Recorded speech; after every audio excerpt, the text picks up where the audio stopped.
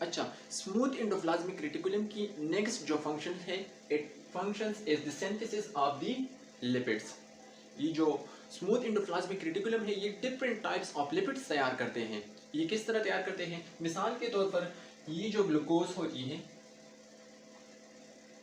Glucose हमारे पास glycolysis के जरिए, ग्लाइकोलिसिस का मतलब ये है the splitting of glucose molecule into two molecule of pyruvic acids. तो इसमें हमारे पास क्या बन जाता है?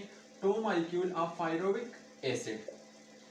और यही पायरोविक एसिड्स फिर जाके क्या हो जाती है?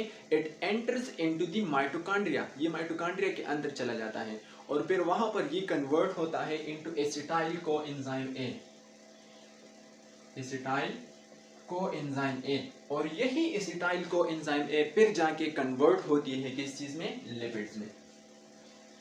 तो इसी तरह ये जो रिएक्शंस होती हैं, ये कहां पर होती है? ये लिपिड की सिंथेसिस हमारे पास स्मूथ एंडोप्लाज्मिक रेटिकुलम में होती है। ये किस तरह, कौन कौन से लिपिड्स बनते हैं? मिसाल के तौर पर ये जो डिफरेंट टाइप्स ऑफ ट्राइग्लाइसराइड्स हैं, ट्राइग्लाइसराइड्स, जिस तरह हमने बात की कि ये ट्राइग्लाइसराइड्स है, ठीक है। तो ट्राइग्लाइसराइड की सिंथेसिस भी करता है, इसके साथ साथ कोलेस्ट्रॉल भी बनाता है, कोलेस्ट्रॉल। और कोलेस्ट्रॉल फिर जाके हमारे पास क्या कर देता है? It help in the synthesis of steroid hormones. फिर ये जाके स्टेरॉइड हार्मोन्स बना देता है, ठीक है। इसके साथ साथ ये हमारे पास फास्फोलिपिड भी बनाता है, फास्फोलिपिड्स। अब ये किस तरह फास्फोलिपिड्स बनाता है, मैं आपको एक जनरल सा एग्जांपल बता दूंगा। मिसाल के तौर पर हमारे पास कोलीन, ठीक है। अब ये कोलीन क्या हो जाता है? It binds with the ATP. ये एक एटीपी यूज करता है और हमारे पास कन्वर्ट हो जाता है कोलीन फास्फेट में। किस चीज में? कोलीन फास्फेट में। क्या हो गया यहाँ पर? यहाँ पर ये जो एटीपी थी, it is converted into ADP plus phosphate. ये एटीपी जब स्प्लिट हो जाती है, हमारे पास एक फास्फेट बनती है और एक एडीपी बनती है, एडेनिन डाइफास्फेट। यही फास्फेट जाके बाइंड हो जाती है कोलीन के साथ। तो हमारे पास क्या चीज बन गई है? Choline phosphate. ये कोलीन फास्फेट फिर जाके रिएक्ट करता है with another energy currency unit, लेकिन यहाँ पर सी यूनिट है, ये एटीपी नहीं है, ये हमारे पास क्या चीज है? सीटीपी है। सीटी मतलब ये है साइटोसिन ट्राइफास्फेट। और ये साइटोसिन ट्राइफास्फेट फिर जाके क्या बन जाती है? It combines with the choline, choline, choline के साथ कंबाइन हो जाती है। और कोलीन के साथ जब कंबाइन हो जाती है तो इससे क्या बन जाता है? सीडीपी। सीडीपी का जो पोर्शन है ये कोलीन के साथ बाइंड हो गई है और इससे जो 8 फास्फेट रिमूव हो गई है, ये इस फास्फेट के साथ बाइंड कर जाता है और यहाँ पर बनता है पायरोफास्फेट। जब दो फास्फेट ग्रुप आपस में अटैच्ड हो जाते हैं तो इसको हम कहते हैं पायरोफास्फेट। तो इस स्टेप में क्या बन गई है? सीडीपी से पायरोफास्फेट बन गई है और सीडीपी का मतलब ये है साइटोसिन डाइफास्फेट। और साइटोसिन डाइफास्फेट बाइंड हो गई है कोलीन के साथ, ठीक है। अब नेक्स्ट स्टेप में हमारे पास क्या हो जाता है? यही कोलीन फिर जाके साथ बाइंड करेगी, it will bind with the glycerol, glycerol.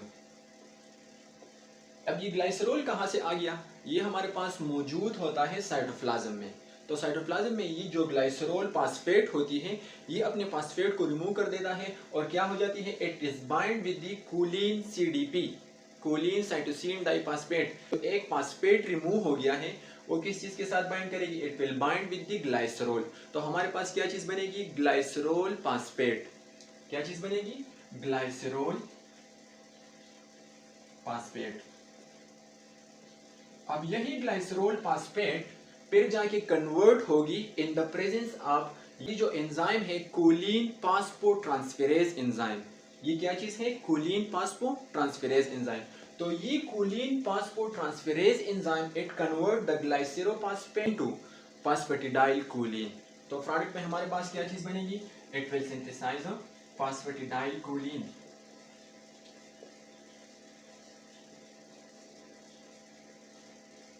अब ये फास्फेटिडाइल कोलीन हमारे पास क्या है? It is a phospholipid.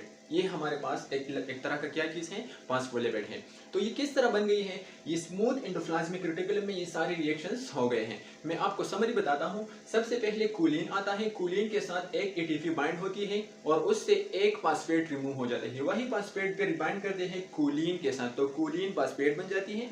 Colin phosphate react करता है साइटोसिन ट्राइफास्फेट के साथ और यही साइटोसिन ट्राइफास्फेट फिर कन्वर्ट हो जाती है पायरोफास्फेट के साथ और इससे जो रिमूव होता है साइटोसिन डाइफास्फेट वो फिर जाके कन्वर्ट अटैच हो जाती है कोलिन के साथ। यही CDP फिर जाके किस चीज में कन्वर्ट होगी, CMP में। किस चीज में, साइटोसिन मोनोफास्फेट में, साइटोसिन मोनोफास्फेट में, ठीक है। और साइटोसिन मोनोफास्फेट फिर जाके रिलीज हो जाती है इनटू साइटोप्लाज्म और ये जो कोलिन CDP है, कोलिन साइटोसिन डाइफास्फेट, ये कन्वर्ट हो जाती है in the presence of glycerol into glycerophosphate. अब ये जो ग्लाइसेरोफास्फेट है it will bind with the choline, choline के साथ जब ये बाइंड करेगी so it will form phosphatidyl choline. तो हमारे पास क्या चीज बन गई है, फास्फेटिडाइल कोलिन। और फास्फेटिडाइल कोलिन जो है हमारे पास एक तरह का फास्फोलिपिड है। तो इसी तरह smooth endoplasmic reticulum is responsible for the synthesis of lipids. ये तो हो गई हमारे पास स्मूथ एंडोप्लाज्मिक रेटिकुलम की फंक्शंस। इंशाल्लाह नेक्स्ट वीडियो में हम रफ एंडोप्लाज्मिक रेटिकुलम के फंक्शन के बारे में बात कर लेंगे।